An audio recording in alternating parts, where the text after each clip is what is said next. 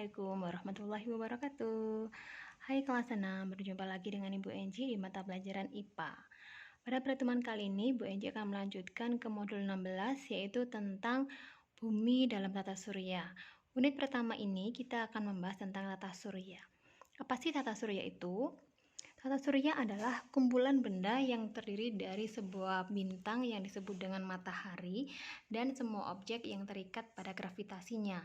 Jadi, dalam tata surya itu terdapat matahari sebagai pusat tata surya dan objek-objek yang mengelilinginya.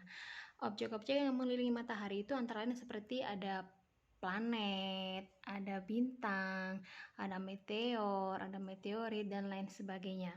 Jadi, dalam tata surya, matahari itu sebagai pusat tata surya karena dia memiliki gravitasi yang sangat besar, sehingga mengakibatkan semua objek yang ada di sekitarnya itu bergerak mengelilingi gravitasinya.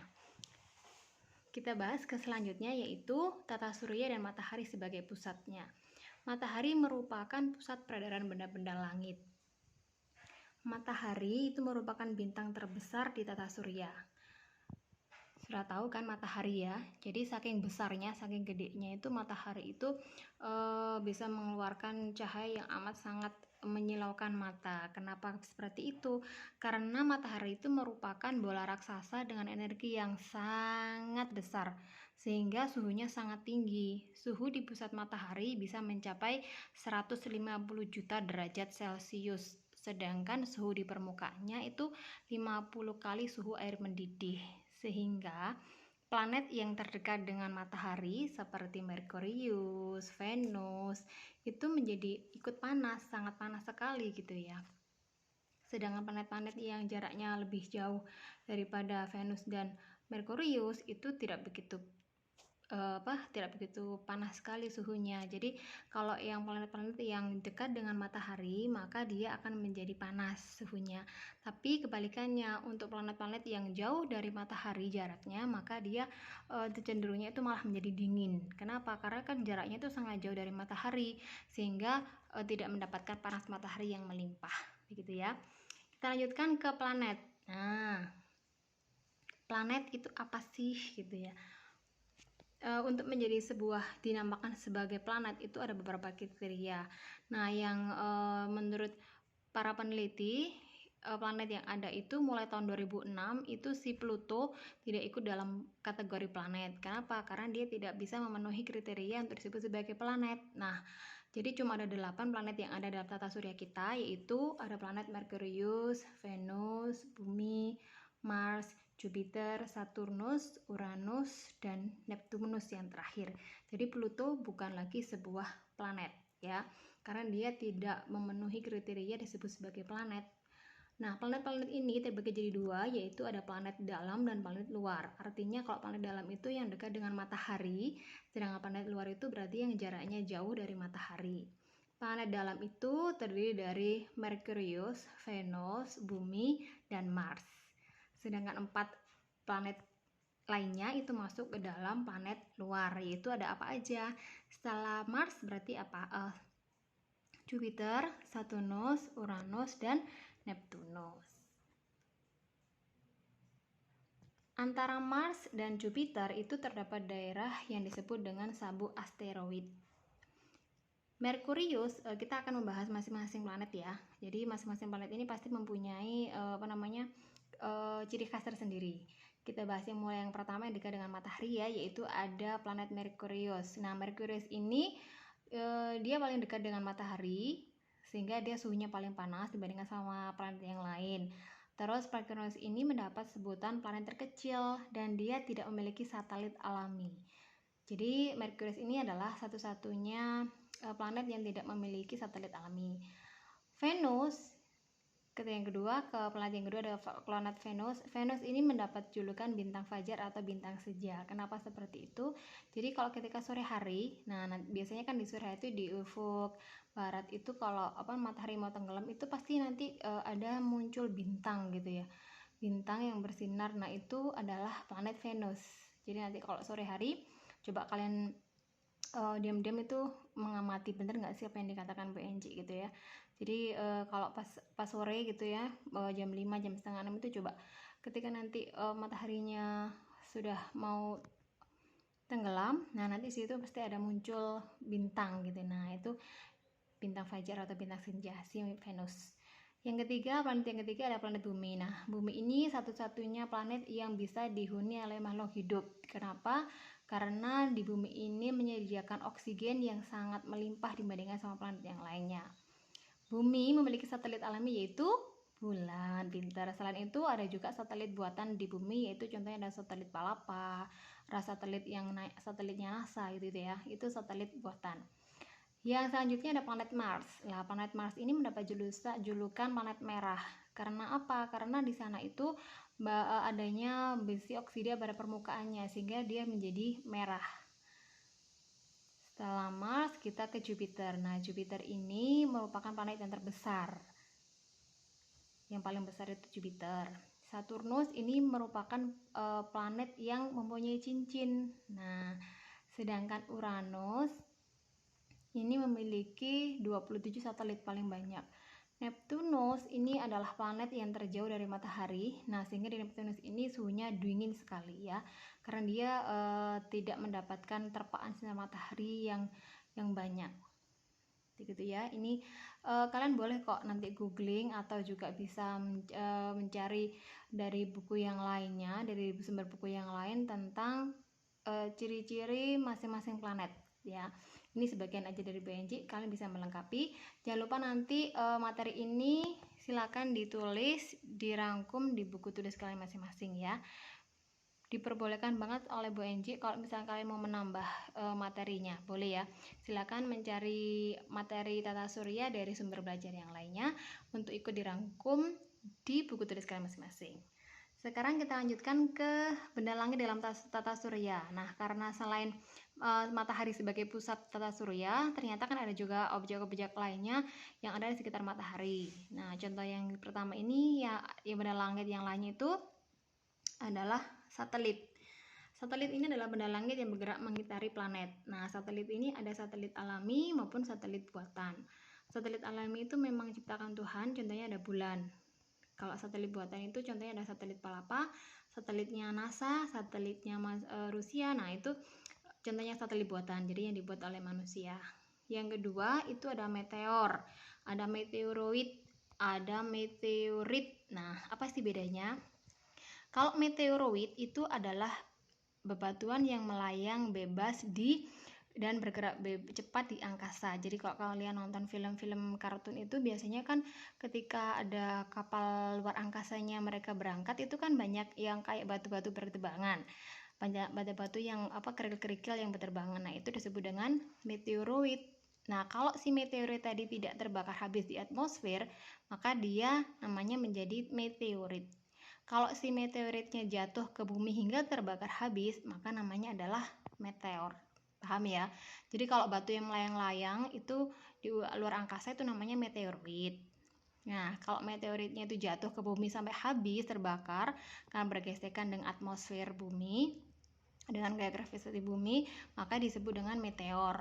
Nah, kalau meteoritnya itu tidak terbakar habis, maka disebut dengan meteorit. Ada juga benda langit yang lainnya yaitu komet. Komet ini adalah benda langit yang mengelilingi matahari dengan orbit lonjong. Nah, komet ini biasanya ada kepala sama ekornya. Kalau ekornya itu pasti yang ada menjauhi matahari ya. Asteroid adalah bongkahan batu langit yang bergerak mengelilingi matahari. Kita lanjutkan ke unit kedua yaitu tentang gerakan bumi dan gerhana. Bumi itu mengalami yang namanya rotasi dan revolusi. Kalau rotasi itu apa? Rotasi itu adalah pergerakan bumi pada porosnya. Jadi bumi cuma berputar pada porosnya saja. Kalian tahu globe? Nah, kalau globe itu diputar, nah seperti itulah yang namanya rotasi bumi. Rotasi bumi ini berputar dari arah barat ke timur yang memerlukan waktu 24 jam atau 1 hari ya. Makanya itu kenapa kalau bagian bumi sebelah timur itu pasti mengalami ketemu sama yang namanya matahari lebih dulu. Makanya kalau di Indonesia itu kan ada WIB, ada WITA, ada WIT. Nah, itu kan selisihnya 1 jam. Jadi semakin ke timur maka dia lebih dahulu ketemu sama yang namanya matahari. Lebih dulu ketemu pagi atau siang hari. Karena pergerakan rotasi bumi itu di arah barat ke timur. dan waktunya membutuhkan waktu 24 jam atau 1 hari. Akibat dari rotasi bumi itu yang pertama adalah terjadinya siang dan malam. Ya kan, jadi kalau bumi kita itu berputar maka terjadi siang dan malam. Yang kedua ada perbedaan waktu. Tadi yang sudah Ibu Ence katakan ada WIB, ada WITA, ada WIT, itu karena efek dari akibat dari rotasi bumi. Yang ketiga ada gerak semu harian matahari. Nah, gerak semu harian matahari itu begini contohnya. Ketika pagi hari, nah itu kan bayang-bayang kamu ada di sisi sebelah mana. Ketika jam 12 siang, bayanganmu ada di mana. Nah, itu adalah contoh gerak semu harian matahari. Yang ketiga, yang selanjutnya itu ada pembelokan arah arus laut. Nah, ini biasanya kapal ya, karena kapal itu berlayarnya itu tergantung dari arus lautnya. Selanjutnya ada perbedaan percepatan rotasi bumi. Sekarang kita bahas ke revolusi bumi. Kalau rotasi tadi adalah bumi berputar pada porosnya, kalau revolusi itu bumi bergerak mengelilingi matahari dengan waktu 365 seperempat hari atau biasa disebut dengan 1 tahun. Nah, ini revolusi ya. Jadi kalau revolusi itu buminya itu bergerak berputar mengelilingi matahari selama 1 tahun. Nah, akibat revolusi bumi ini adalah satu, adanya perbedaan lamanya waktu siang dan malam. Jadi kalau bumi kita itu pas keadaannya itu mendekati matahari, sehingga itu kelihatannya itu satu hari itu siangnya itu lama sekali. Nah, itu contoh dari perbedaan lamanya waktu siang dan malam. Yang kedua, perubahan rasi bintang. Ada rasi bintang Orion, Capricorn, kayak gitu-gitu ya. Selanjutnya ada gerak semu tahunan matahari dan perubahan musim. Perubahan musim ini karena di Indonesia itu kita ada musim tropis, jadi cuma ada 2, yaitu musim kemarau sama musim hujan saja, penghujan saja. Jadi kalau misalkan nanti yang bukan di daerah Khatulistiwa itu mungkin ketemu 4 musim. Nah, itu juga salah satu akibat dari evolusi bumi. Sekarang kita lanjutkan ke gerhana bulan dan gerhana matahari. Kalau gerhana bulan ini terjadi ketika kedudukan bulan, bumi, dan matahari membentuk satu garis lurus. Jadi kalau gerhana bulan ini si buminya itu ada di tengah-tengah. Jadi bulan, jadi di sini ada bulan ya, ada bumi, matahari. Kan bulan ini menerima dia bukan sebuah bintang. Kenapa? Karena bulan itu kan nggak bisa memancarkan cahaya sendiri, beda dengan matahari. Kalau matahari kan dia termasuk bintang yang besar. Kenapa? Karena dia bisa memancarkan cahaya. Nah, si bulan ini kan dia bisa memantulkan cahaya dari matahari. Nah, kalau gerhana bulan berarti kan si matahari itu nggak bisa menerima sinar matahari karena terhalang sama kedudukan bumi. Jadi kalau gerhana bulan tadi, kedudukan bulan, bumi, dan matahari itu terletak pada satu garis lurus. Kedudukan buminya di tengah-tengah. Pokoknya di si bumi ini menghalangi cahaya matahari ke bulan, sehingga bulan nggak bisa memancarkan cahaya. Cahaya matahari yang harusnya diterima bulan terhalangi oleh bumi. Gerhana bulan itu ada 2 macam, yaitu ada gerhana bulan total dan gerhana bulan sebagian. Kalau gerhana bulan total terjadi ketika bulan berada pada umbra bumi. Umbra itu berarti pas ada di belakangnya bumi, sehingga si bulan itu benar-benar nggak bisa menerima cahayanya matahari, sehingga bulan itu tertutup penuh bayangan bumi. Kalau gerhana bulan sebagian, maka terjadi ketika bulan ini berada pada penumbra bumi. Jadi nggak tepat di belakangnya, nggak tepat di bayangannya bumi. Jadi di sisi-sisi di samping-sampingnya si bumi, sehingga masih bisa menerima cahaya dari matahari gitu ya. Dampak yang ditimbulkan dari gerhana bulan itu adalah satu, terjadinya pasang surut air laut. Jadi pasang surut air laut itu memang tergantung dari cahaya bulan ya, dari gravitasi bulan. Cuaca sangat ekstrim, gangguan kehidupan makhluk hidup, memicu gelombang seismik, dan malam hari semakin gelap karena ini efek dari gerhana bulan, dampak yang ditimbulkan dari gerhana bulan. Sekarang kita lanjutkan ke gerhana matahari. Nah, kalau gerhana matahari ini terjadi karena matahari tertutup oleh bulan, sehingga kedudukan matahari, bulan, dan bumi berada pada garis lurus.